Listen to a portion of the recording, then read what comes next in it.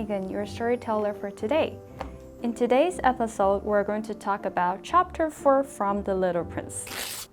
I had thus learned a second fact of great importance.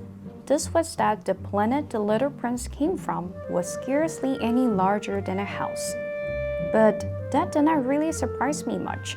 I knew very well that in addition to the great planets, such as the Earth, Jupiter, Mars, Venus, to which we have given names, there are also hundreds of others, some of which are so small that one has a hard time seeing them through the telescope.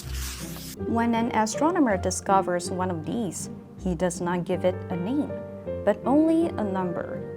He might call it, for example, Asteroid 325. I have serious reasons to believe that the planet from which the Little Prince came is the asteroid known as B612. This asteroid has only once been seen through the telescope.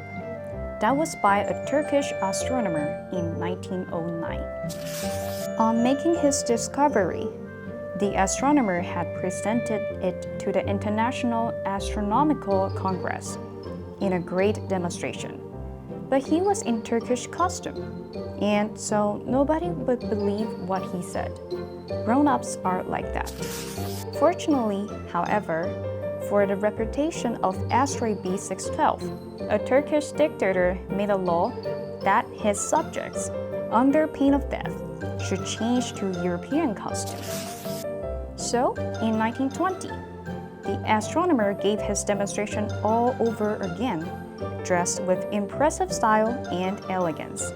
And this time, everybody accepted his report. If I had told you these details about the asteroid and made a note of its number for you, it is on account of the grown-ups and their ways. When you tell them that you have made a new friend, they never ask you any questions about essential matters. They never say to you, "What does his voice sound like? What games does he love best? Does he collect butterflies?" Instead, they demand, "How old is he? How many brothers has he? How much does he weigh? How much money does his father make?" Only from these figures do they think they have learned anything about him. If you were to say to the grown-ups, "I saw a beautiful house made of rosy bricks with geranium in the windows and doves on the roof," they would not be able to get any idea of that house at all. You will have to say to them, "I saw a house that cost $20,000. Then they will exclaim, "Oh, what a pretty house that is." Just so, you might say to them, "The proof that the Little Prince existed is that he was charming, that he laughed, and that he was looking for a sheep. If anybody wants a sheep, that is a proof that he exists. And what good would it do to tell them that? They will shrug their shoulders and treat you like a child." But if you said to them, "The planet he came from is asteroid B612, then they will be convinced and leave you in peace with their questions. They are like that. One must not hold it against them. Children should always show great forbearance towards grown-up people. But certainly, for us who understand life, figures are a matter of indifference. I should have liked to begin the story in the fashion of the fairy tales. I should have liked to say, "Once upon a time, there was a little prince who lived on a planet that was scarcely any bigger than himself, and who had need of a sheep." To those who understand life, that would have given a much greater air of truth to my story. For I do not want anyone to read my book carelessly. I have suffered too much grief in setting down these memories. 6 years have already passed since my friend went away from me with his sheep. If I try to describe him here, it is to make sure that I shall not forget him. To forget a friend is sad. Not everyone has had a friend. And if I forget him, I may become like the grown-ups, who are no longer interested in anything but figures. It is for that purpose again that I have bought a box of paints and some pencils.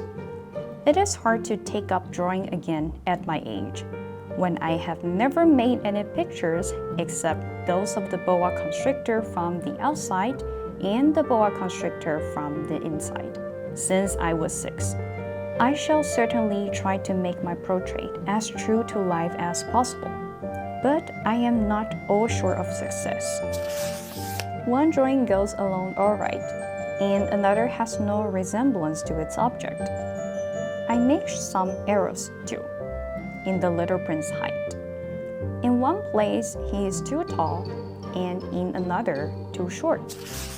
And I feel some doubt about the color of his costume. So I fumble along as best I can, now good, now bad, and I hope generally fair to middling. In certain more important details, I shall make mistakes also, but that is something that will not be my fault. My friend never explained anything to me. He thought, perhaps, that I was like himself. But I, alas, do not know how to see sheep through the walls of boxes. Perhaps I am a little like the grown-ups. I have had to grow old. Scarcely, adverb. Only just, almost not. Her voice is so low, I can scarcely hear what she's saying. Impressive, adjective. You admire or respect that person for their special skills or abilities. It's impressive that he can hold his breath underwater for 5 minutes. Essential, adjective. Very important and necessary. Don't forget to bring all your travel essential with you. Shrug, verb. Raise one's shoulders slightly and momentarily to express doubt, ignorance, or indifference. Where's that? How should I know? Against, preposition. Disagreeing with a plan or activity. I'm against the idea that it's the woman's job to bring up the child. Purpose, noun. The reason for which something is done or created or for which something existed. What is the purpose of life? Fumble, verb. To do something awkwardly, especially when using your hands. She fumbled around in her handbag looking for her key. Alright, that's it for today. Don't forget to subscribe to the channel if you haven't already, and I'll see you next time. Bye bye!